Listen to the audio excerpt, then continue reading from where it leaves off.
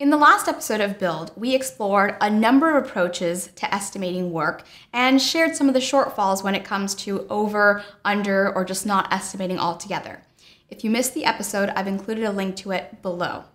In today's episode, we're going to suggest an alternate approach to estimating that you can adopt and adapt for your team. So stay tuned.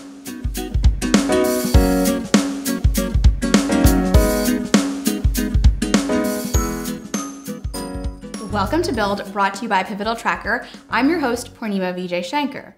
In each episode of Build, innovators and I debunk a number of myths and misconceptions related to building products, companies, and your career in tech. Now, one of the most elusive processes is coming up with estimates for a project or for a task.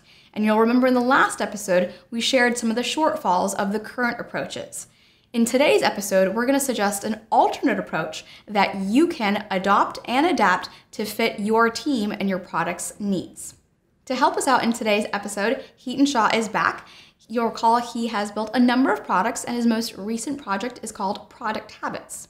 Thanks for joining us again, Heaton. Happy to be here. Yeah. So let's go ahead and dive right in. Yep. I know we talked about a number of approaches last time, but I'm curious to hear what's your approach for estimates.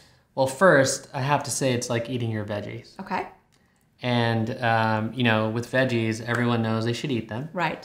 Many of us are not very good at eating them. Okay. And we all know the reasons why. It's for health reasons and to prevent, certain diseases and things like that. And to me, the idea of getting accurate estimates is exactly like that. Mm-hmm. Nobody really wants to do it, but everyone knows they need to.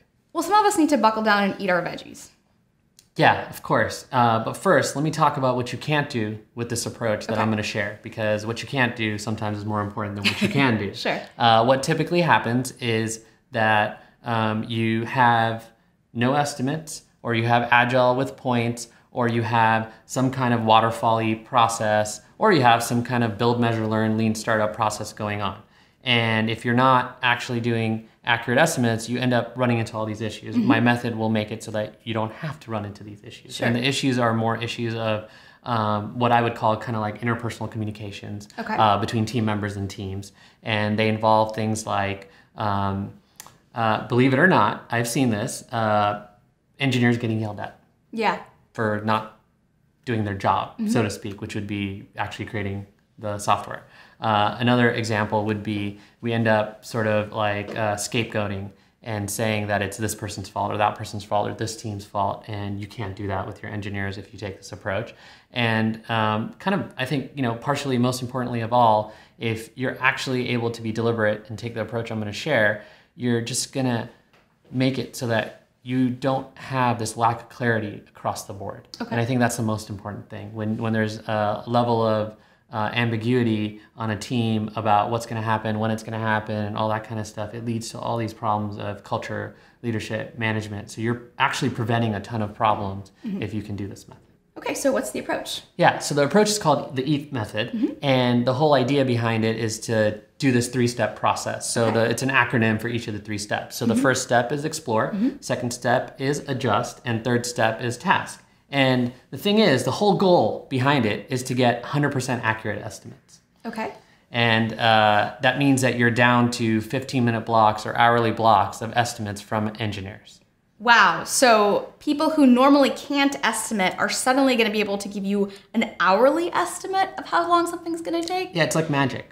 Yeah. Like eating your veggies over your lifetime, right? And being a healthy person. I think you're going to have to dive in a little deeper. Okay, sure. So the first step is explore. And in that step, there's one sort of piece of that step that's most important. What I named it is technical research. And the reason for that is product people are used to doing user research. They're used to doing customer research. And so research is a word that they're used to. And it's something that the non-engineers start. And what that involves is creating essentially a technical research outline. And there's many different ways you can do it. But a high level of it is you're explaining exactly what you want to build. And you're also including the reasons you want to build it. Majority of the time, depending on your organization, the reason you want to build something should be because there's a customer need, customer pain, or a business problem you're trying to solve, or a combination of both. And then from there, you're actually going all the way down to if you have mock-ups, if you have any kind of sketches, you're putting it together. And then my favorite part of it is when at the bottom you would write this whole idea or this section called open questions. Okay. So these are questions you might have.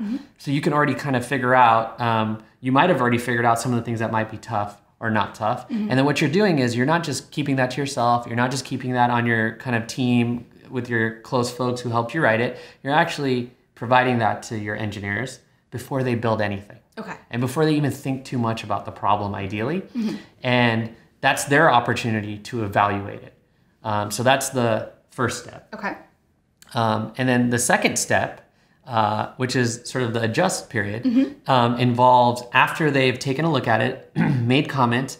Oftentimes they add their own open questions because they have questions for you too. And so it's just a way to get this communication very deliberate instead of making it all happen in conversations that are either not recorded or just not set up in a way where people can look back at it. And so from the commenting and the open questions, you're able to adjust what you're going to build.